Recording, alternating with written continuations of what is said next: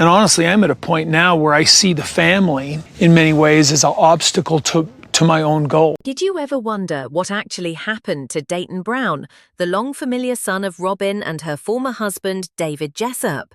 His abrupt disappearance from the public eye has left viewers scratching their heads, and new developments have only served to further confuse things. With rumors circulating about his potential name change, moving out of home, and new career path, one thing is certain: something significant has changed on the behind-the-scenes front. Dayton was originally introduced to viewers in the early seasons of Sister Wives. Diagnosed with Asperger's syndrome, Dayton tended to be shy and introverted, but many of the Brown children grew close to him. But as the years went by, Robin grew more and more defensive, sharing less about his life. As Dayton got older, it seemed he disappeared from sight, until now. Speculation started when it was reported that Dayton had departed Robin and Kody's house to live in an RV at the property. It wasn't long before he was said to have relocated to live with his biological father, David Jessup. The experience allegedly didn't pan out as expected. At some point, Dayton was said to have changed his last name back to Jessup before changing it back again to Brown. This oscillation implied a greater internal battle with identity and family allegiance. Dayton and Kody Brown have always seemed to have a distant relationship. Dayton never seemed to adjust to being adopted by Kody, according to some, and the tension between the two increased with the COVID-19 outbreak.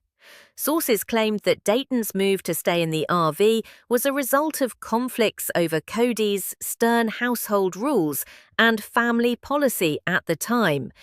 In more recent times, fans found what they think is Dayton's LinkedIn page, indicating he is located in Texas. That is also where his biological dad lives. Whether or not Dayton is there full-time or just working there is unclear, but the posting has created a buzz online. Robin and Kody have said nothing about his present status, however, while fans continue to fill in the blanks. Even with the secrecy, the vast majority of fans are glad to see Dayton moving out from under the sway of Robin and Kody. In the profile, he is reportedly employed by a Texas firm now and has a triple major in business administration, information systems management, and marketing. He also seems to have acquired corporate leadership and analytics certification, showing a serious and self-directed career path. Others think that the family's controversial relocation to Flagstaff years ago was really inspired by Dayton's college plans. The move actually affected the other sister wives, and they had to disrupt their lives. Ultimately, Kody's constant favoritism of Robin and her kids played a significant role in the collapse of the whole family structure. There was one other understated yet striking moment that was not lost on anyone. At Garrison's funeral, some fans report Dayton was spotted, his face partially obscured, standing alongside the first Brown children rather than Robin and her offspring. Although not confirmed, the observation reveals much about his present alignment. Robin has talked about Dayton's difficulties with autism, saying that although he was not able to make friends at school, he is very smart. His current personal life is not public. Whether he is in a relationship or living alone, he also appears to have taken a course of independence from cameras and family conflict. As fans look back on season 19, most feel that it is possibly the last chapter of the series. The season concluded with a very emotional tell-all, especially after Garrison's death. However, even in the last episodes, Kody still pointed fingers at his ex-wives for the collapse of the family without taking personal responsibility. Now, Kody only resides with Robin in their $2 million house. He's gone on public record saying he wouldn't do polygamy again, even if he had a second chance. Robin, on the other hand, indicated she would still consider it, although the chances of that appear remote. Dayton's absence from the limelight could be the most obvious indication of all. While fans might miss his presence on screen, his unobtrusive departure may be a welcome boundary, a step towards peace and autonomy. And if that is so, then he's likely better off for it. Kody Brown has made it quite clear he's not interested in adding to his family anymore. The man who was once at the center of a plural marriage now fully commits himself to one wife alone, Robin. When asked or teased about the change, Kody doesn't hesitate, usually answering with clear irritation, but things are no longer about how he feels about Robin.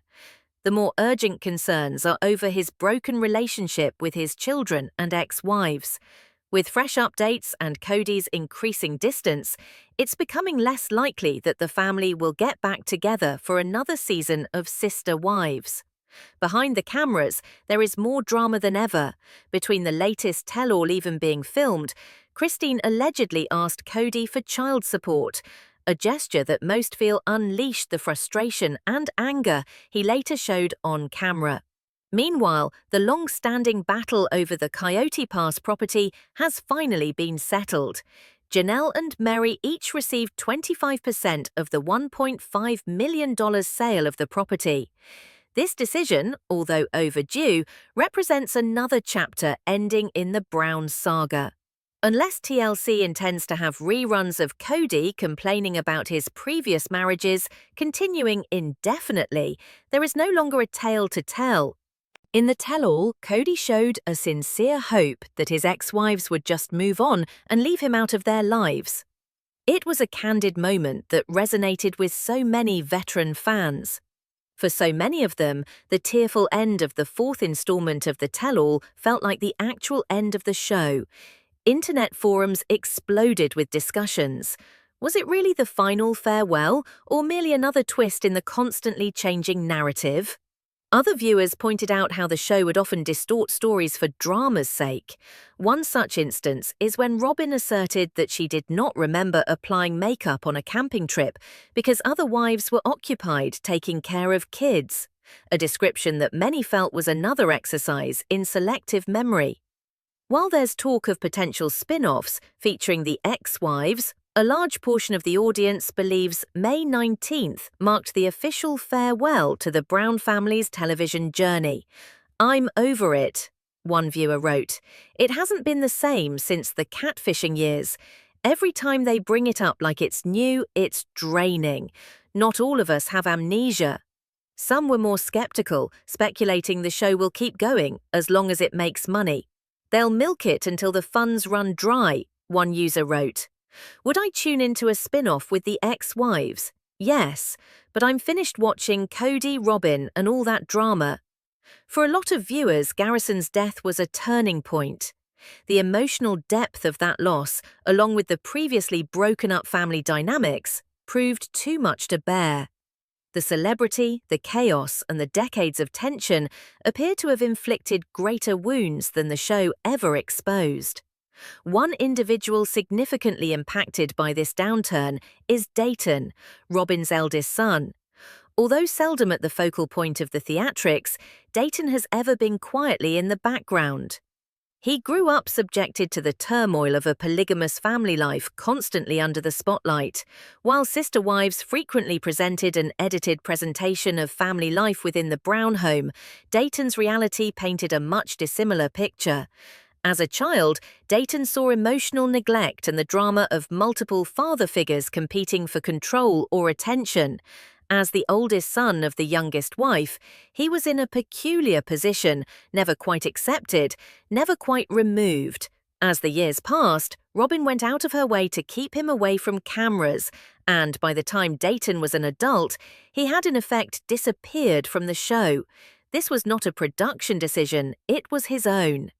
Later, there were reports that Dayton had departed the house he previously shared with Robin and Kody. He reportedly resided in an RV parked just outside, a gesture that represented more than mere physical distance. It was, in a sense, a subtle demarcation between himself and family mayhem. While some believed it was temporary, updates quickly confirmed that he'd made a more lasting change, not only in where he lived, but in the direction of his life. Dayton is said to have moved to the hometown of his birth father, David Jessup. The most revealing transformation of all was perhaps his name. Born with Jessup as his last name, Dayton would later be adopted and renamed by Kody, but now the people close to the family claim he has taken back his birth name. It's a subtle but profoundly symbolic act, one of reclaiming identity and rebuffing the image that had been pressed onto him. Whether out of legal necessity or self-empowerment, the name change is a powerful reflection of Dayton's trajectory. Having spent years under the spotlight of reality TV, he's opted for a quieter, truer trajectory, driven by autonomy, self-respect, and distance from the drama he was raised among. Dayton's choice to reclaim his birth name wasn't merely a matter of paperwork, it was symbolic of something more. He was taking his own identity on his own terms. No longer defined by the control or expectations of others, Dayton started creating who he was outside of the influence of a camera crew or father figure he had drifted away from. The pandemic only exacerbated pre-existing family tensions. For Dayton, Kody's strict rules and emotional distance became unbearable. Following what one insider called a particularly explosive fight, Dayton didn't merely leave the house, he left the man who had once referred to him as son. From that point on, he publicly disappeared. Fans noted his absence from family events, reunions, holidays, and even social media over the years. His silence was not one of wrath or bitterness, it was a deliberate withdrawal, say those who know the situation best, one that put a premium on peace, on privacy, on personal liberty. Nowadays, speculation claims Dayton lives in Texas. A professional account attached to his name hints at working with a state-based corporation, interestingly close to where his biological father, David Jessup, lives. The closeness has given people reason to think of a low-key reconciliation. Although there's no indication they share a residence, the proximity has led people to believe that some form of emotional healing might have happened behind closed doors. Fans of the show have generally stood by Dayton's choices. Most praise his removal from reality television's insanity behind closed doors and his quest for a more stable, isolated life, one free of the dysfunction of reality-based polygamy. Even as a child, Dayton was bouncy, but he bounced back academically.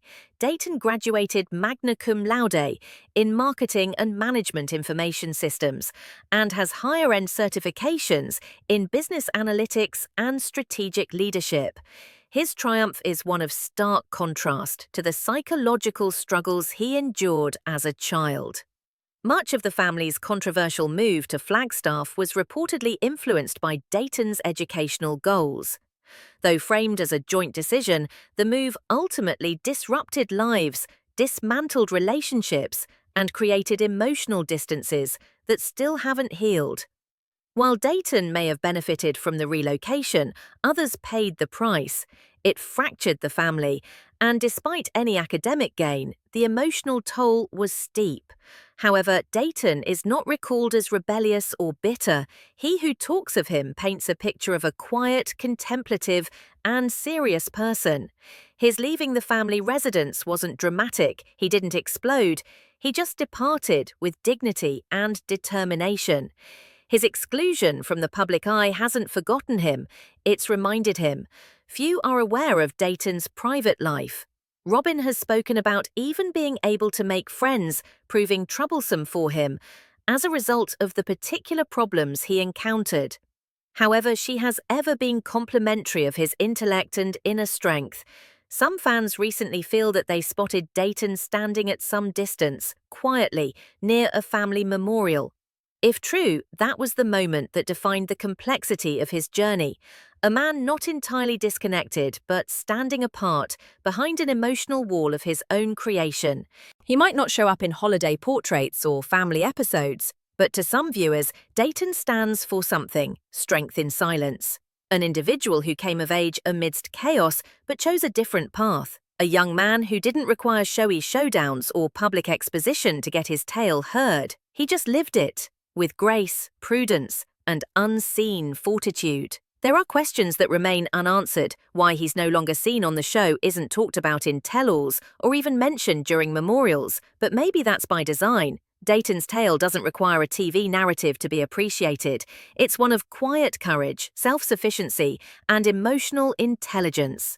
As Sister Wives reached its conclusion, the facade of harmony crumbled. What began as a singular experiment in love and plural family disintegrated into something far more primal, a fractured home, frayed thin by years of sacrifice and abandonment. The last episodes presented no closure, but instead a hard-hitting representation of irreparable emotional harm. With Garrison's senseless death hanging over the end of the season, the emotional toll grew too great to be denied. Left behind wasn't resolution, but a broken portrait, one of entitlement, agony, and mute suffering. And maybe, in that silence, Dayton's tale speaks louder than words. The fault lines that would ultimately destroy the Brown family started as cracks in what was once pitched as a daring social experiment in plural love. What began as a stylistic plunge into the universe of polygamy gradually devolved into something much more agonizing and authentic. For fans who had been around for years, watching the message had never been more evident. This era is done. In the last episodes, it became more and more apparent that Kody Brown, the patriarch of the family, was having a personal awakening. The man who used to campaign for a big combined family under one roof now openly discussed wanting a less complicated life, one free from the emotional burdens of multiple marriages. He appeared to want to leave behind the very root that once defined him. Standing next to him, Robin, the last wife standing, provided a different view.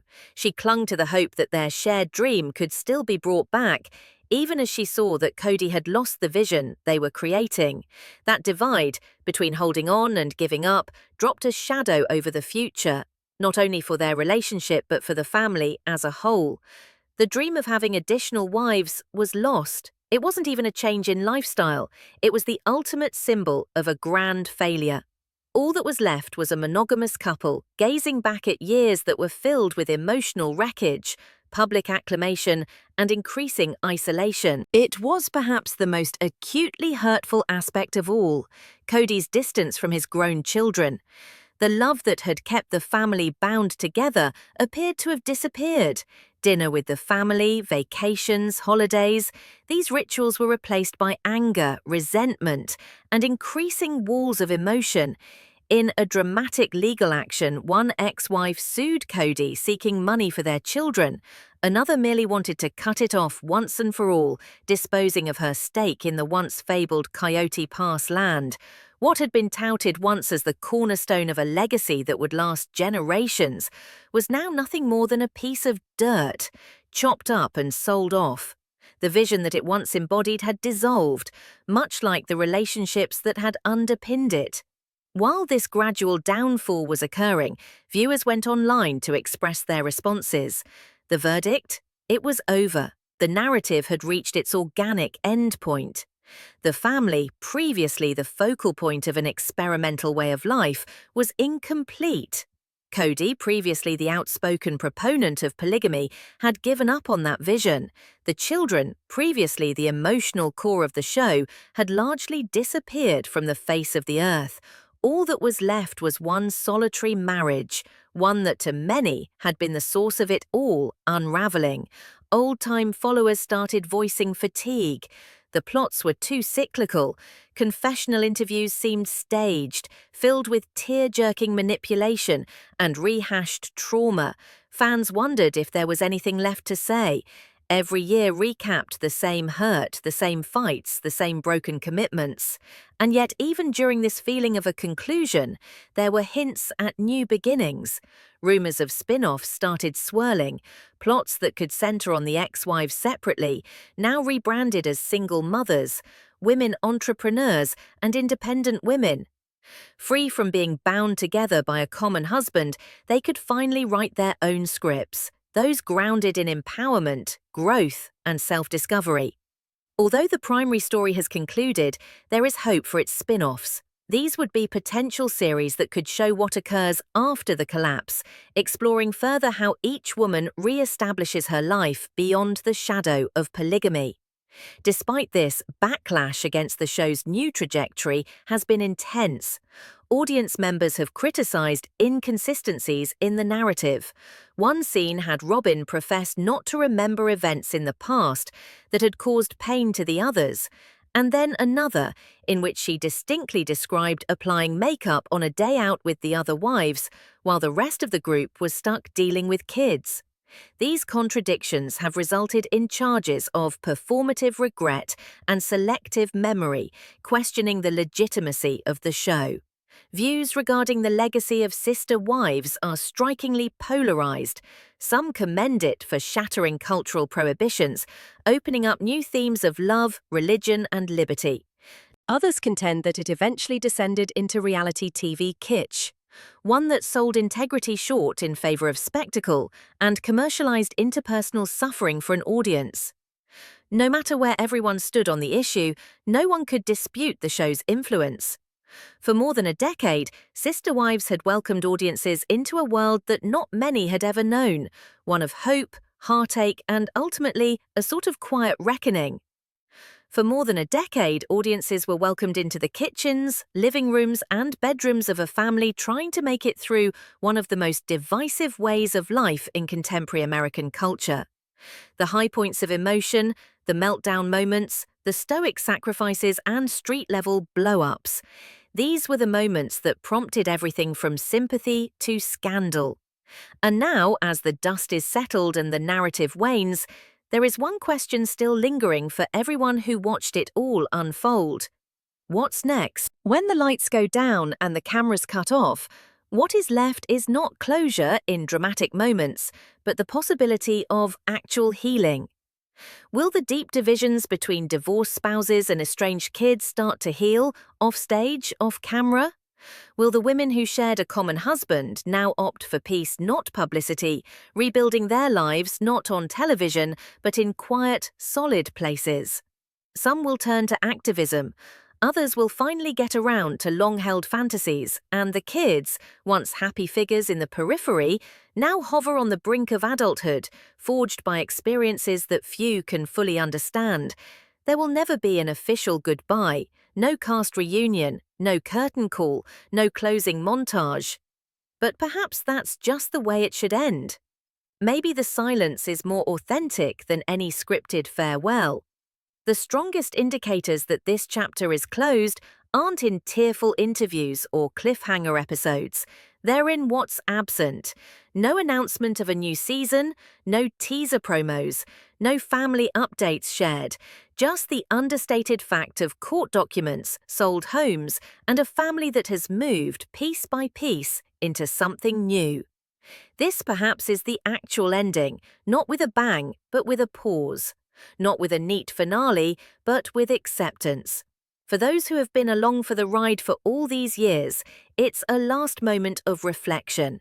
And for those at the eye of it all, the few remaining pieces of an erstwhile entwined family, it's a moment to catch one's breath, to move into a life without surveillance, without judgment, and perhaps finally toward peace.